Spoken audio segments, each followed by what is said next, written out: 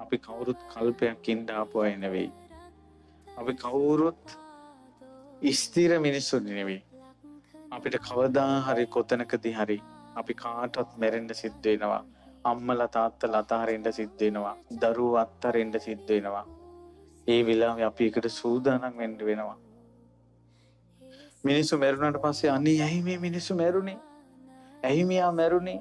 ඇයි මෙහෙම වෙන්නේ කියලා අහනවා. මල් ගහක මල් හැදිලා ඒ මල හැදිලා පරවිලා වැටෙද්දී ඇයි මේ මල් පරවිලා වැටෙන්නේ කියලා අපි කවදාවත් අහන්නේ නැහැ. අපි දන්නවා ඒක ඇති කියලා. ඒ වුණාට මිනිහෙක් මැරිද්දී අහනවා ඇයි මැරුණේ කියලා.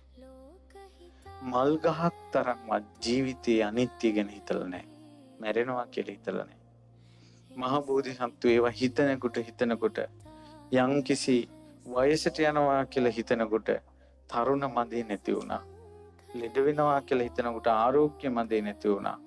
ඊළඟට මම මරණයටපත් වෙනවා කියලා හිතනකොට ජීවිත මදේ නැති වුණා.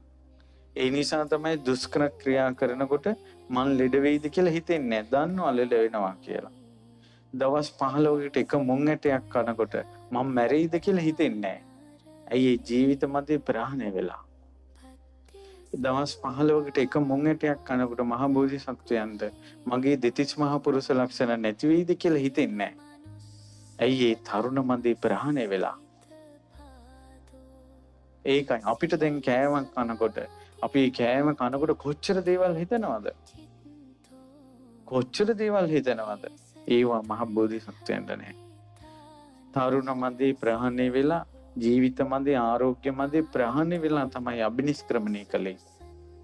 අද උනත් යම් කෙනෙකුට අබිනිෂ්ක්‍රමණය කරන්න අමාරු ඒ මද තුන තියෙනවා නම් අකුසල් දුරු කරන්න අමාරු ඒ මද තුන තියෙනවා නම්